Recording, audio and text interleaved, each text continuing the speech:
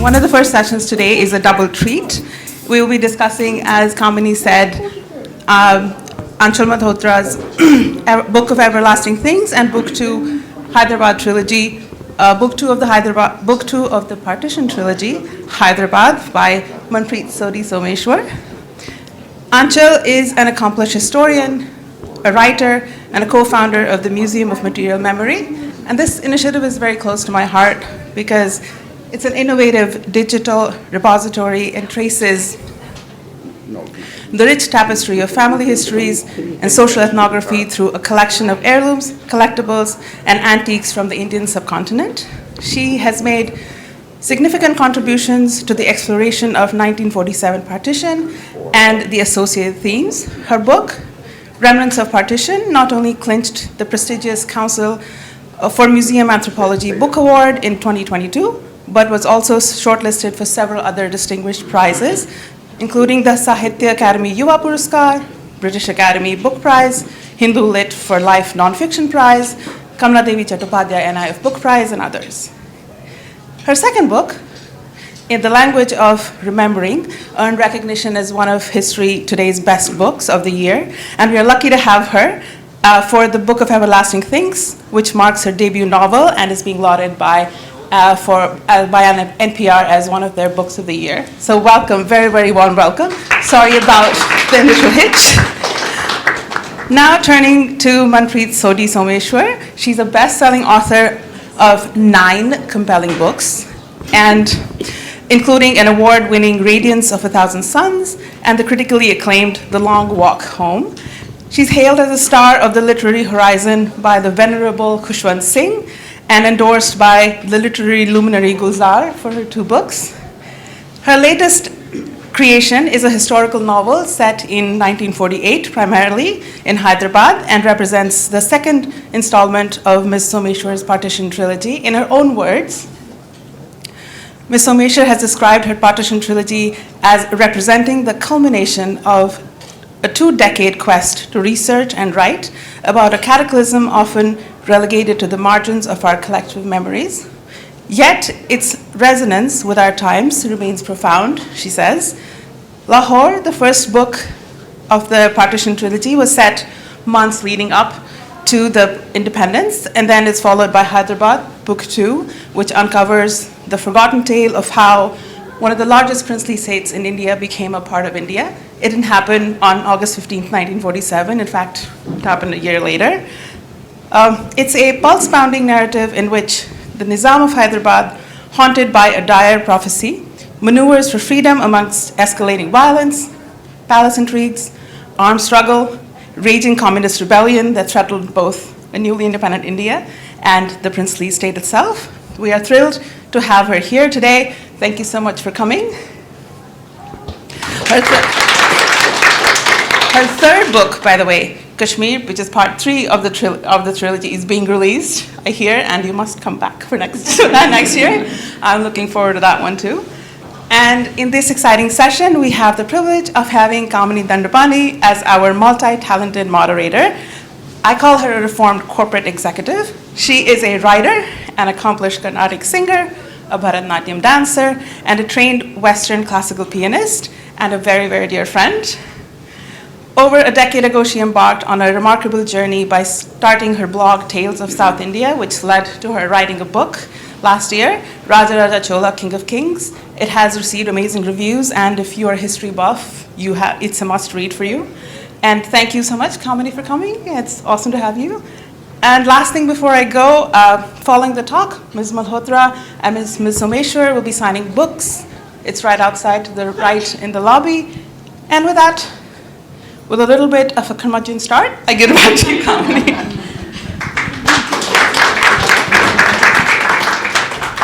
Thanks, Urvashi. So let me just give you a little brief introduction before, Manreet and Anchal take over. So both their books have been labeled, I guess we could call them partition literature, but there the similarities end. They tell 2 very different stories set in very different places and in very, very different ways, which just goes to show you that the world of partition literature is really vast and varied. Some people compare it to the literature of the Holocaust, which, yes, there are similarities, but I feel there are far more differences, and what's the point in making these kind of comparisons anyway?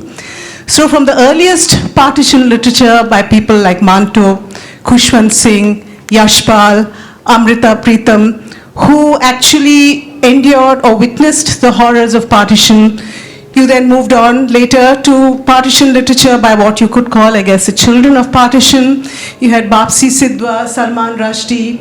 You had books written by foreigners like The Freedom at Midnight by Lapierre and Collins. And now you come to the present generation, I guess the grandchildren and beyond of partition, of which you are both a part. And it's fascinating because you have artists across so many genres.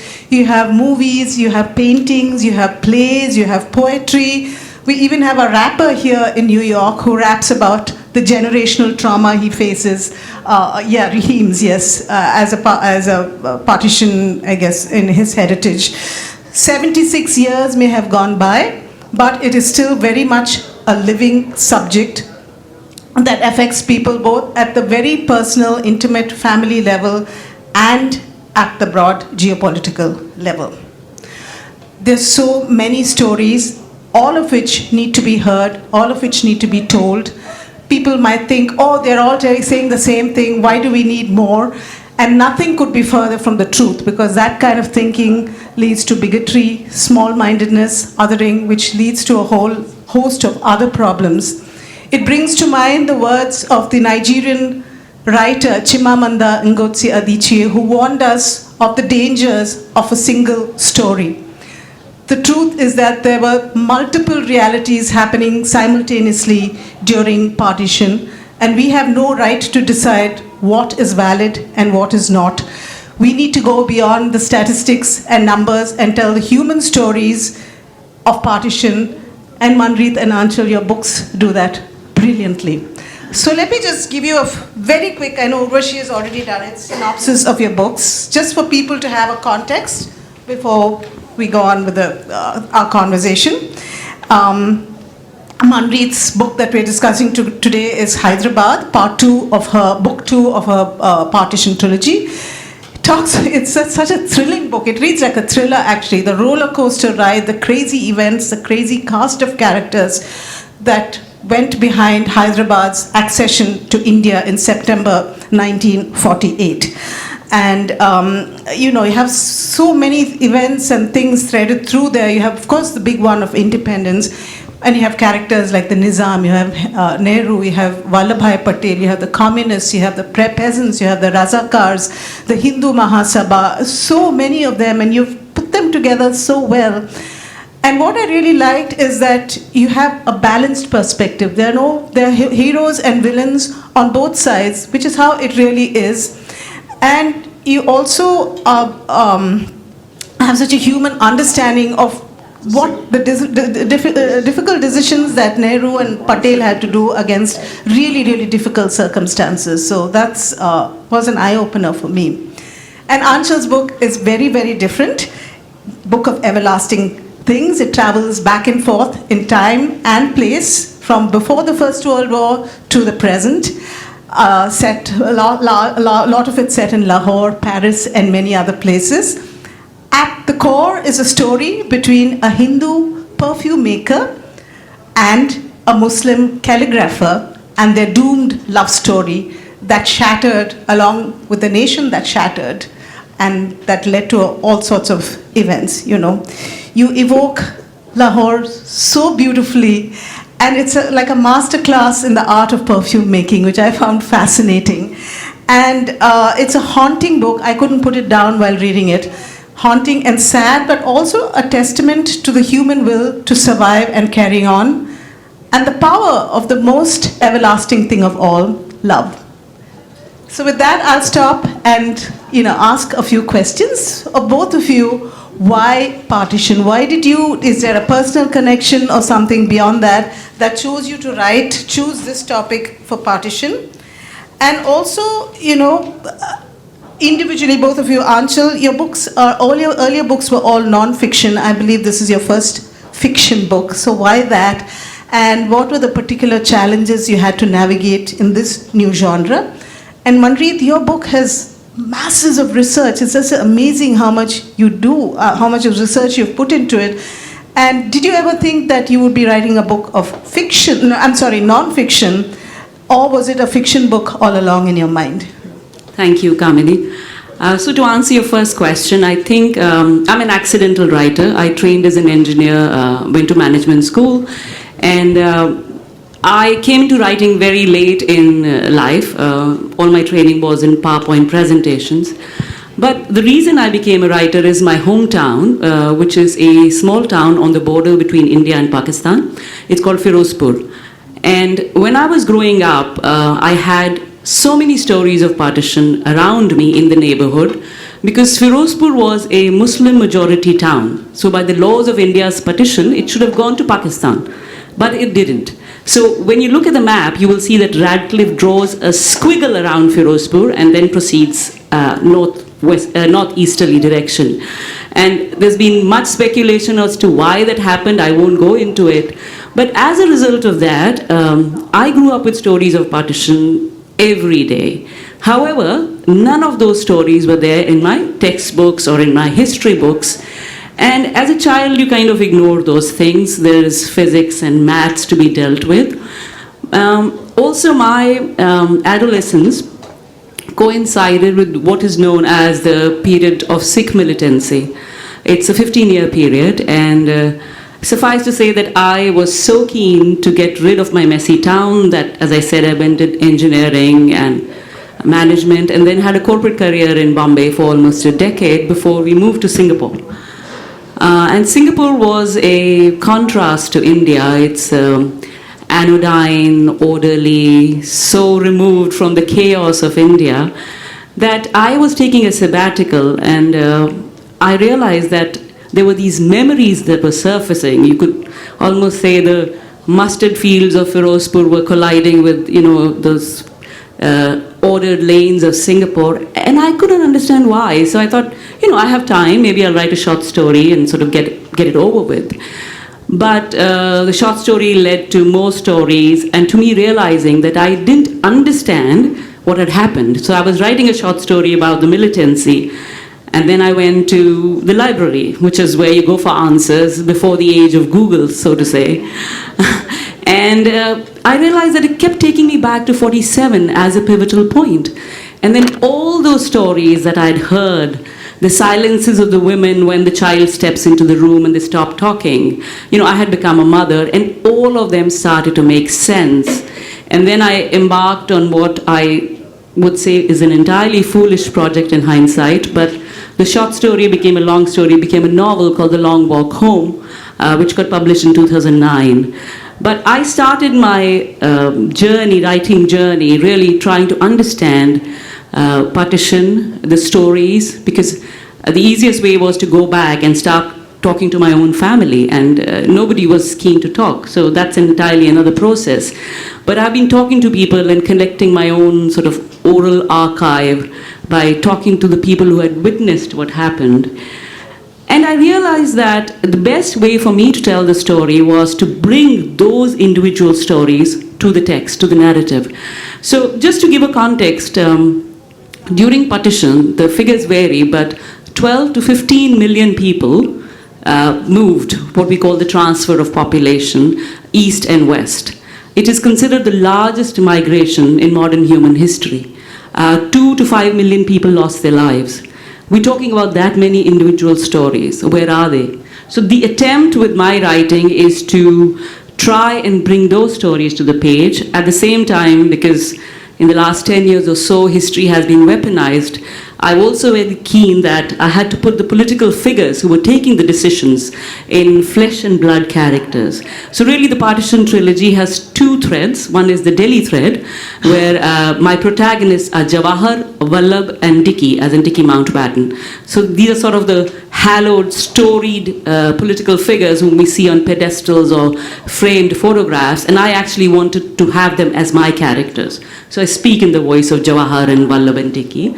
And then I'm trying to show how the actions being taken in Delhi what are the consequences felt by the Aam Aadmi and Aurat in Lahore, Hyderabad and Kashmir. And the other objective was really to make women's voices front and center, because women get sort of lost in the interstices of history. Sorry, a very long answer to your question. Thank you. There will be some echoes, obviously, of Manreet's answer and mine, but the prompt to begin this work actually came from silence. Unlike you, you grew up at the border. There were stories everywhere.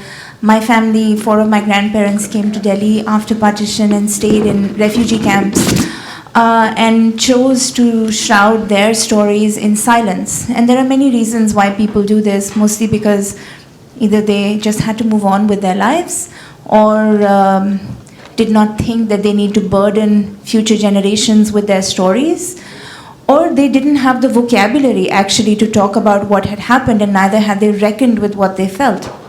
So when I was, exactly 10 years ago in fact, when I was 23, I encountered 2 very ordinary objects, a ghada, which is like a pot, well, it was like a metal pot, and a guz, which is a yardstick, in my mother's family's house, and they had carried it from Lahore to Amritsar because they were migrating and they needed, these were the things they chose to take. And it really fascinated me because for the first time, I began speaking with my granduncle about the objects that had been carried with them, and through those objects he began telling me the story of how he was born in Lahore and what he did and how he missed it and how he dreamt of it.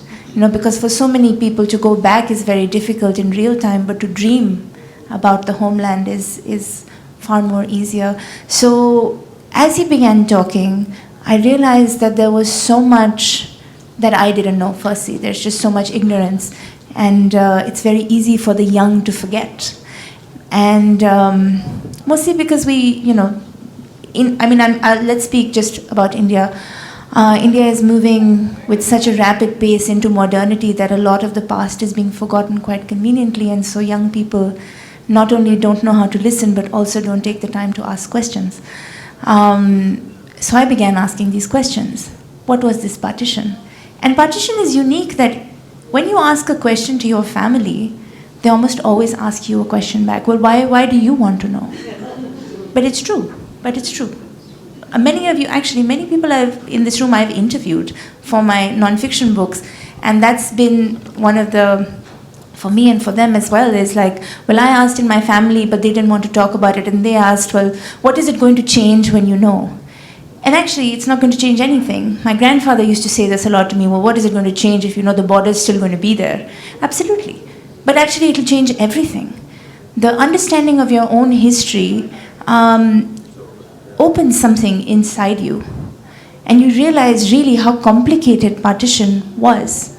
For me, when I started speaking to people in my family, and then beyond the family, and then to strangers, then to Pakistanis, to Bangladeshis, to people from Britain who had been born and raised in India, it is very complicated, and it is impossible to sort of minimize and flatten the experience of partition into a single narrative. As you said, there is a real danger in that, because it is nothing else than making a statistic out of a person. It does exactly the same thing. The other thing I really realized is how Indocentric our understanding of partition is. We keep India at the center, whereas it is a highly nuanced terrain that means different things for different people in different countries and various communities in those countries. So actually, using oral history as a tool to understand the various tributaries of partition is incredibly important, because it allows people dignity and space to talk about their own experiences. Now I'm speaking about all this in hindsight with a lot of wisdom, but as a 23-year-old, you can't imagine me having that. So there I was, not really knowing how to ask questions or move ahead with the project, but knowing that it needed to be recorded.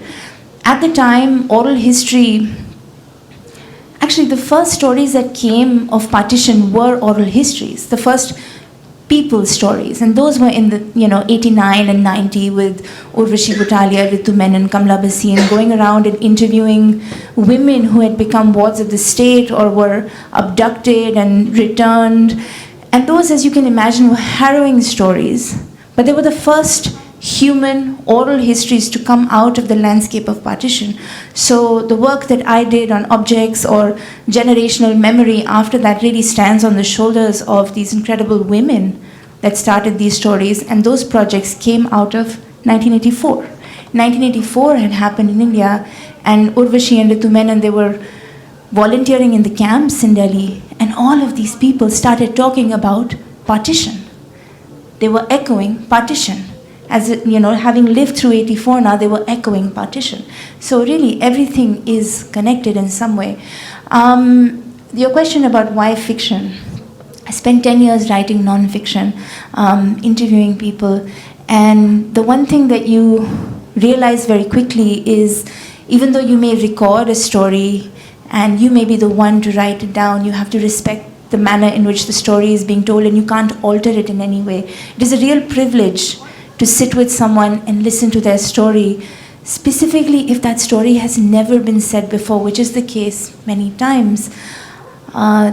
There is a real, it's a very special, the interview is a very special period between the interviewee and the interviewer, and you realize that there is no way that you can kind of move this story around because it's so unique and specific to someone. But when you accumulate hundreds of these stories, of course you start to build a kind of imagination of what could have happened, and I started to think to myself, well, is the landscape of history malleable enough for me to pick it apart, open it up, and insert fictional characters into it and see if they become absorbed into the landscape?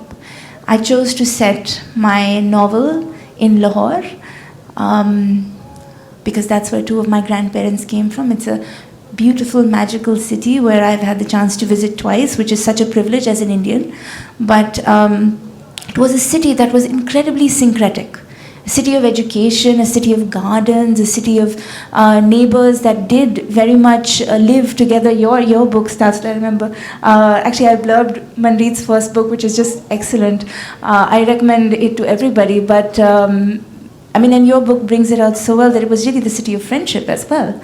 So it starts there, and I will just say that I couldn't have written the novel had I not spent the decade actually recording real people's stories, because it gives you a depth and understanding of the complexity of human emotion and how narratives of partition are so non-linear and contradictory sometimes to each other. You can feel love for the land that you chose, but still feel longing for the land you left behind, and those don't invalidate one another. They are just very complicated and contradictory, and often difficult for other people to understand who haven't been exposed to such narratives. Thank you. I have goosebumps after listening, really. So now my next question is about, it concerns more the research that you put into your books, which again, as I will emphasize, are very different. So Manreet, you have so many real life characters in your book. So just share with us if there is something unexpected you discovered, or something fun, or if there was any character that you felt a special empathy for or really enjoyed researching. And Anchal, I was just gobsmacked. The world of perfumery, you brought it alive. So why that? It is, I feel, the most difficult of the senses and the most abstract of the senses to write about. So again, why that is, I've heard about people with synesthesia. They say there's a crosspoint. Really? Okay, I was thinking of that. Maybe she has that, and that's why she was able to, she writes things like leathery saffron, powdery rose, nutty cura. And I was like, how do you think of these? And then it makes perfect sense. So just, and did you spend time at a perfumery to learn everything? There's no other answer, I'm not so creative. Those are all real. Okay, but just share with us some details, both of you. So. Sure. So as Kamini mentioned, the main character in my book is a perfumer, and I'm not a nose. I don't have an exceptional nose either. But the more you smell, the better you smell. That being said, the reason why I began writing about smell to begin at all is because of a story that my mother told me about my grandfather. And my best friend is sitting here. She's heard the story many times. But I'll say it again because it's beautiful. In passing, my mother told me a story of my grandfather who used to be a chemist for Dabur, which is an Indian pharmaceutical company, and he would receive like vials of jasmine essence and rose essence and aloe vera, papaya to use in like soaps and shampoos and stuff like that. Now, whatever he didn't use, he would bring home. And in the summertime, Indian houses and Pakistani houses have coolers, right? The water cooler with the grass, right? So in the water of the water cooler, he would put a vial of rose. And the whole house would smell of roses on one day, and it would smell of papaya the next day, and it would smell of something random called Rambo the third day. But this idea of one person going out of their way to cocoon a family in fragrance, in this beautiful kind of Edenic paradise of perfume, really appealed to me. And I didn't know my grandfather as that person. I knew him as a very stern man. And so I loved this idea, and I based one of the characters in my novel on basically this fragment of memory. But perfume is, or smell in general, is an incredibly mysterious sense. It is our least understood sense and probably our most powerful. If we cannot smell, say COVID happened, many of us weren't able to smell. It takes away most of the pleasure from our life. If we cannot smell, we cannot, we eat with our nose. Let's just say that. We enjoy the world with our nose. So, but also the vocabulary of scent is so nuanced and specific that no common person that has not studied it will understand it. I'll give you an example. When I started writing this book, I needed to work with a perfumer. That was always going to be evident. So all of your, these descriptors that you gave are not, like I didn't come up with them. Those are very real ways to talk about certain ingredients. I shadowed perfumers in France and India for 5 years. I worked with perfumers in Connaught and Paris because it's a very esoteric, mysterious thing. How does a flower turn into perfume? How do you compose? But the vocabulary is so specific. Is a rose powdery? Is it milky? Is it a crushed rose? Is it a desi gulab? Is it a Bulgarian rose? These are already specific things. Right? And then the conversations, like I'm speaking to a perfumer friend of mine and I'm saying, oh, that sounds great. Will you give me the recipe of that? And she says, sure, but the word recipe doesn't belong to us. We use composition. A recipe belongs to a chef. So very specific things like that. And I think for me, coming with a background of history, everything on the page has to be real for me, which is really more damaging for yourself than anyone else because you're just stuck in your own web of, historical accuracy that no one cares about. I'm sure you can relate to this very well. But I wanted every note to be accurate, every road to be accurate. If you take the book and you walk on the streets of Lahore, you will get from point A to point B. If you take the book and walk on the streets of Paris in the neighborhood mentioned, you will get from point A to point B because it is an atmospheric novel, but it is also a novel rooted in reality. So the research for perfume couldn't be anything but that as well. Yeah. And it came through. I mean, how beautifully you conveyed it, So, and like you said, the atmosphere of all the places, you could not have done it, I guess, without being there. But I also think that, perfume as a local industry in India is really dying. And the other character in my novel is a calligrapher, which is another industry that's really dying, Urdu and Arabic calligraphy. So it was also, I suppose, to pay an homage to something that brings us so much joy and delight, but is really on a very sad decline at the moment. I was going to ask you that, are these arts practiced this way anymore? Or? I mean, in Kannauj in India, yes, perfume is thriving, but it is not like the kind of perfume you and I would wear today. It is on an ingredient level. So they are distilling, say, jasmine, they are distilling rose, they are distilling cypriol. Every person in Kannauj is doing something related to perfume, whether it's like these incense sticks or, whatever, something or the other. Even the drains in Kannauj are fragrant. But what they end up doing mostly is supplying Western perfume houses with very high quality ingredients. So they will supply Guerlain with like a rose essence or Feminiche with like a cypriol essence, which is very high quality. Yeah. Thank you. Akhtar is still thriving in Hyderabad. Yes, oh yes. You can go to stores in Hyderabad and get Around Mecca Masjid and Muzanji Masjid. Can you hear me? No worries. Okay. Right. So to go back to Kamini's question about the research, as I said, one thread in the Partition trilogy deals with the Delhi personages, which is Vallabhai, Sardar Vallabhai Patel, Pandit Jawaharlal Nehru, and Dicky Mountbatten. So when I told my publisher that I was intending to write in the voices of these men, his response was right. Because we are all aware of how history has been weaponized, and there is so many, you get into the WhatsApp dark rooms or on Google, and there is so much which is being said about all these people. So obviously it was a given that everything has to be authentic and sort of verified. So when you read the books, you don't see the citations, but that's because we are presenting it as a novel, but the citations sit in big files, big fat files at my publisher's office. Because in India, somebody can sit up in Jhumri Talaya and say, ki, my sentiment was hurt. So, I had to be very focused in terms of research. In terms of discoveries, it was absolutely fascinating because I've been on this journey for, as I said, since I started writing. And I remember, I would read stories because I've done this journey from Singapore and Hong Kong and finally New York, and the libraries have been a great resource for me. And I remember when my daughter was younger, and this is a sentiment most adults will understand, you're spending time with your child, but you really want some adult talk.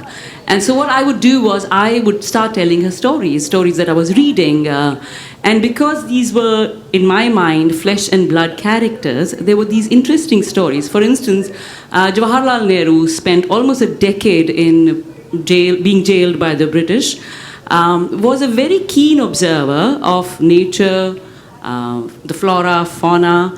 And in the Dehradun jail, there was a stray cat who used to come inside the jail, and he named it Dando. Now, I've not been able to find out why he named that, but as he says, it gave him great pleasure to see the goings and comings of Dando. So, these are the things that I was really seeking to make the characters come alive. So, for instance, if I'm writing in the voice of Jawahar, what does he do first thing in the morning? He used to do a headstand. He would get up and immediately do a headstand, Yoga, which we make such a big deal out of, was something he did as just a part of being who he was. Vallabhai Patel, for instance, is this sort of Iron Man of India, this person whom we really just see in framed photographs gathering dust. But Vallabhai, for instance, was inordinately fond of tea.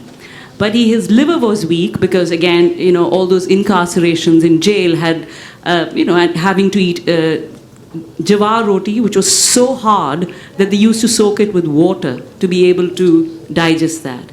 So he had a weak liver, and Maniben, who is sort of always seen in the shadows, Maniben was not only his daughter, she was his diarist, his memoirist, his secretary, his schedule keeper, knitting woolen clothes for him.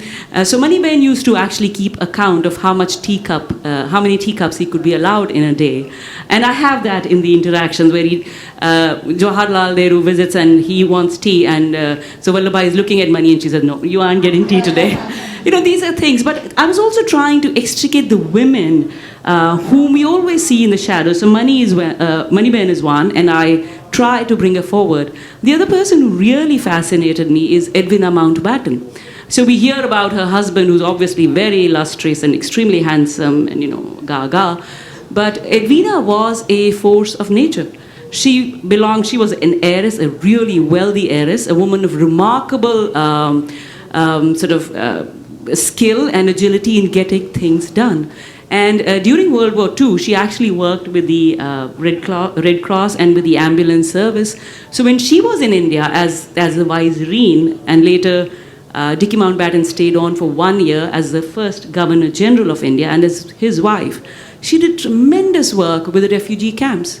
This is something we never hear of, for instance. And because she was a Mem Saab, a Gora Mem Saab, she could go onto the field and get things done. And she was not afraid of getting her hands dirty. So you will see, if you look, you will find Edwina's pictures. She's, dressed like an English woman in a skirt and very sensible shoes, and she's hugging women who are showing her the tattoos that they got. Hindu women were tattooed with Islamic, Muslim motifs, and vice versa. And women are showing her those. Women are bearing their, I mean, if there's one thing that got lost in all of this, which is ripped away, was shame, because these women had been shamed so much. And those photographs are so telling because, I looked at Edwina in those pictures and I was reminded of Mother Teresa. And I'm not being sentimental. I'm saying that there is so much that has happened where women have contributed, and our historical archives and narratives have just forgotten them, asked them to be silenced. So I was continuously surprised with what I was learning. And indeed, I wish I could write more and more, but books have to be a certain page length. Publishers have to sell them, readers have to buy and read them.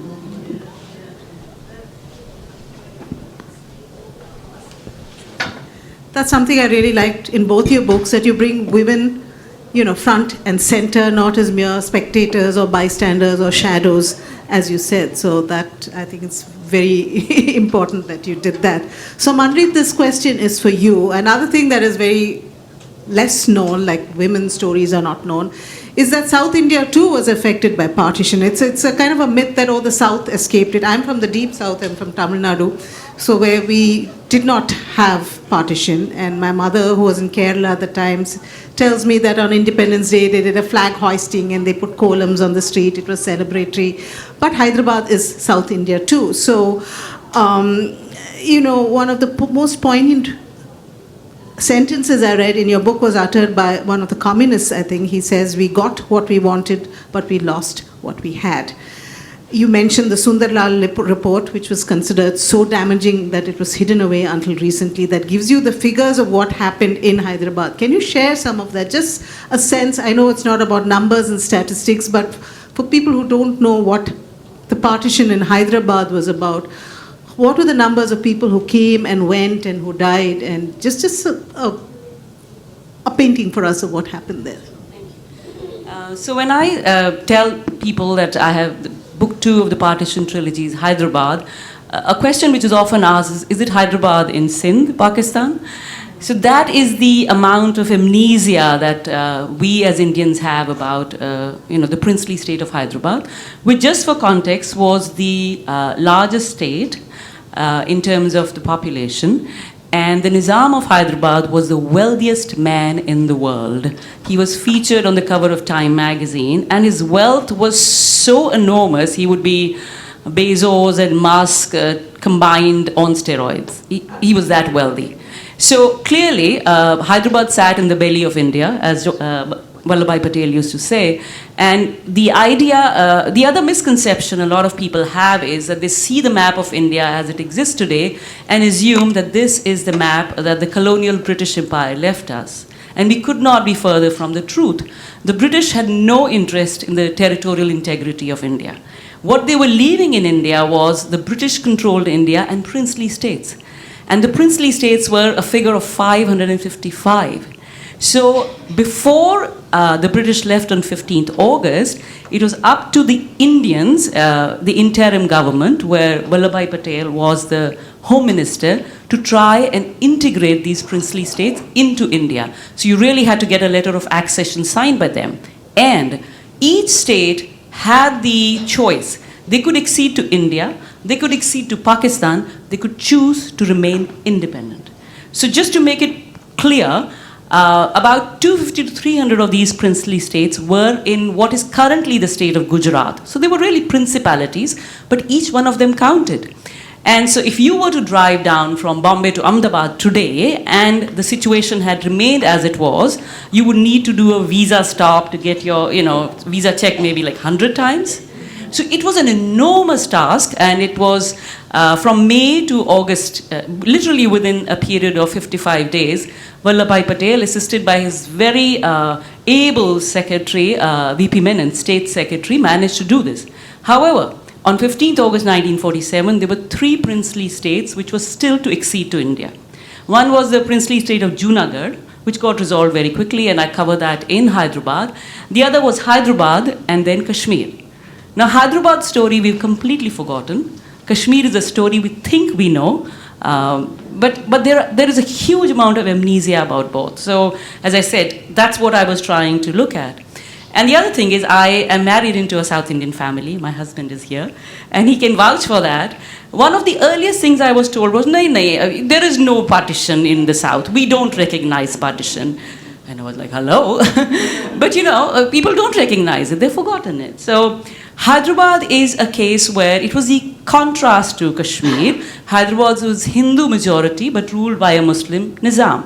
Kashmir was Muslim majority, but ruled by Hari Singh, Maharaja Hari Singh, who was a Hindu king. And in Hyderabad, it was a very feudal society, so the income inequality was enormous.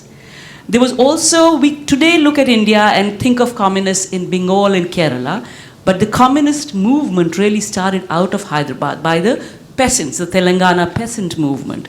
So in 1947, there are so many players who are in the field, each with a different agenda, contrasting and conflicting.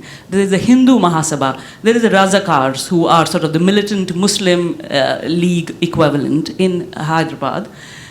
There is, of course, the feudal landlords, and then there is the communists, and then there is the Nizam and the leaders in Delhi trying to get Hyderabad to exceed.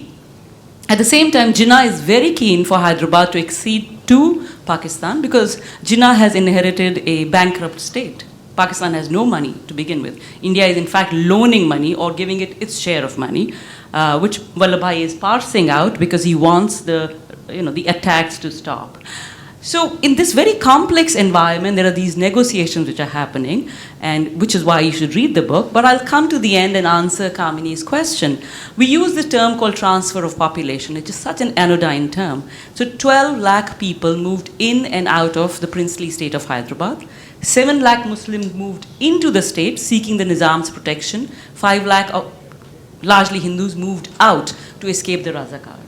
27 to 40,000 people, it is estimated, died immediately after Operation Polo, when India invaded what it called was its own state. So in that sense, the new Indian state acted like the colonial British Empire against its own people. And when news reached Jawaharlal Nehru of the violence that had happened, he sent a fact-finding commission under Justice Sundarlal, which is called the Sundarlal Report. And it was very dismal, the findings, but it was also so horrifying that Vallabhbhai Patel, as the Home Minister, in his wisdom decided that let's just bury it. Because remember, we were, at that time, our leaders were seeing a time where there was so much raw anger, violence, that the attempt was to look forward, to build the nation. That was the word used over and over.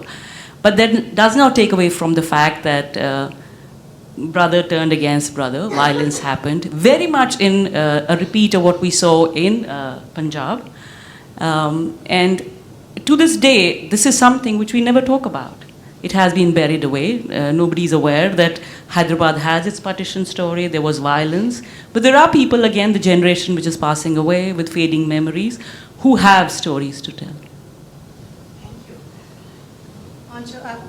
We're okay with time, but you did kind of talk about this when you talked about why you wrote the book. But what I was struck by in your book is, through so much of violence and killing and hatred, you focus so much on love and beauty and the nice things of love. And I thought that was lovely. And I wondered whether in collecting your oral histories, was this what people prefer to talk about, kind of look to the past with a rosy thing, or rosy-eyed lens, rosy eyes, or prefer to reminisce about things like love and good things? Is this how human memory works?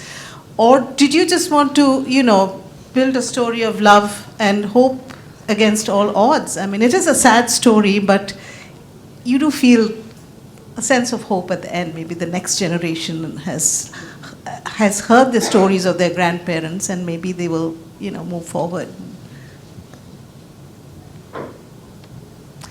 The one thing I wanted to add about South India and partition is that there were significant migrations from Kerala to Pakistan, where people continue to speak Malayalam in Pakistan as well.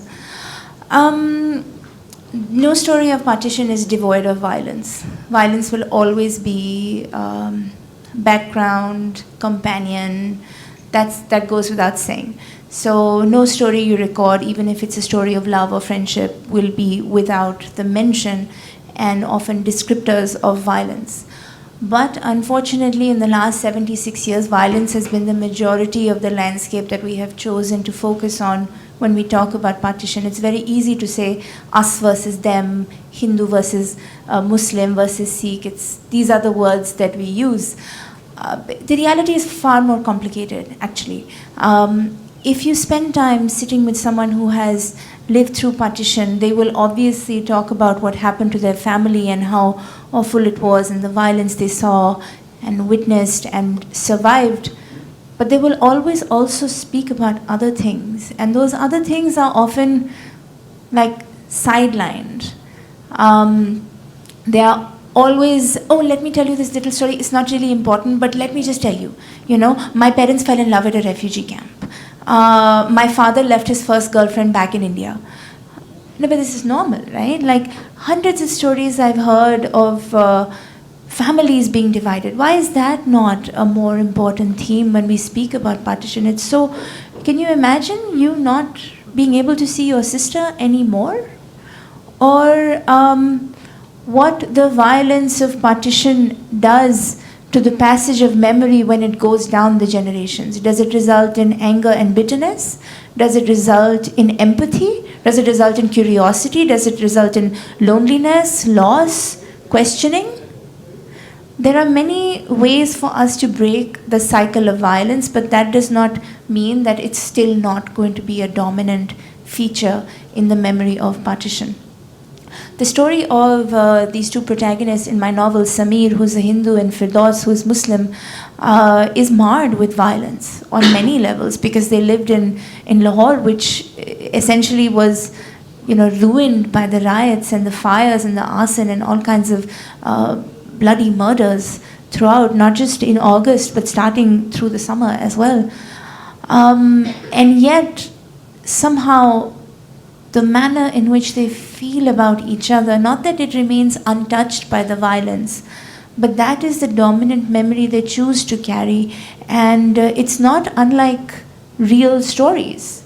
It's not unlike real stories at all, because this is, we are human. The way we remember is complicated and non-linear, and something in the present almost always sparks a memory for something in the past. And when I speak to my grandmother, for example, just an example, I'll talk about myself because that's the best story I know. They lived through awful violence. They arrived in Delhi on August 14 and lived with relatives that essentially said, oh, we've come with too many children, we can't feed them, it's too much. And my great-grandmother was a single mother, very proud. She was like, we are going back to Pakistan now, I don't care. So they go back to the train station to board a train back to Pakistan on August 16. And what they see, but many people did this, It is also about respect and dignity. How will you be treated in a new land? And for a single mother who had done everything by herself, dignity was more important than being accommodated or, at the behest of someone else. So they are standing on the platform and they see this train of bodies, which is a very common sight. It is the most common sight. In fact, when we think of partition, our images are synonymous to these trains, right?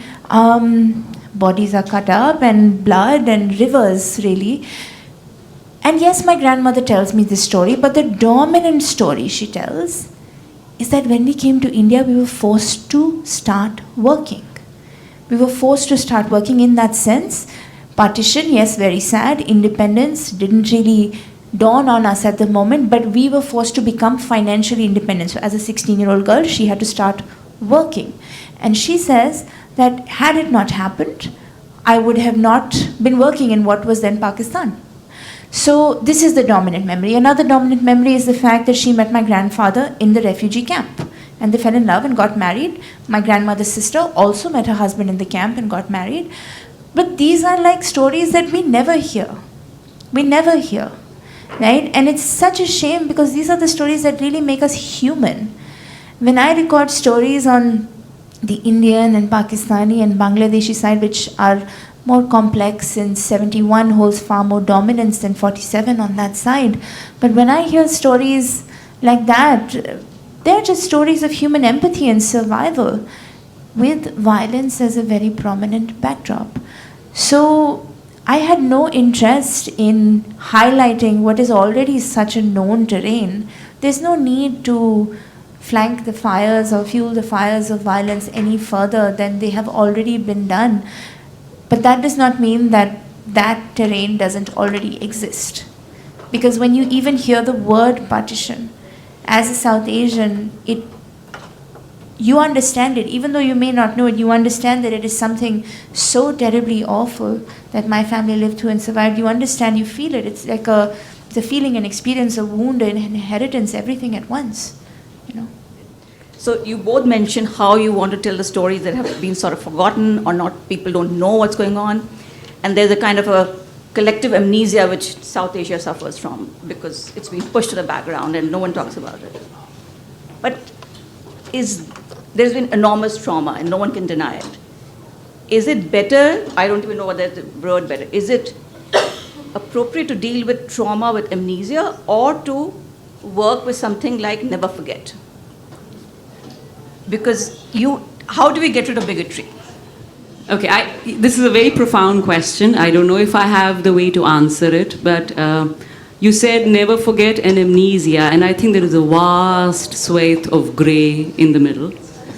And I personally believe that stories are the way to unlock it. And when I say stories, I'm not necessarily talking about, sort of novels or sort of narratives which are bound within the covers of books. I'm talking about any kind of art which engages people on both sides, on multiple sides, wherever we are. So, there is a Urdu shair called Katil Shifai, and I will just quote his shairi. This is going to be in Hindustani, but I'll try and translate into English. And the reason I'm saying this is that it kind of covers the tussle with emotions which everybody feels on all sides of it. So, this is the poet says, "Sadma to hai mujhe bhi कि तुझसे जुदा हूँ मैं, लेकिन ये सोचता हूँ कि अब तेरा क्या हूँ मैं." So Katil Shifai is saying that I'm grief-stricken that we are separated, and I'm doing a very prosaic translation, please. This is no offense meant to Shafai, who's a brilliant shair. He says, I'm grief-stricken that we are separated, and I wonder, what our relationship now is. And then as you listen to the ghazal, in the third sher, he gives his own answer to that question that he's raised. And he says, Na jaane kis ada se liya tune mera naam, duniya samajh rahi hai कि सब कुछ तेरा हूँ मैं. So what he's saying is that, I don't know, but the relationship that exists between us is still there. Because when you call out my name, the terms of endearment, it tells me that you and I still mean something to each other.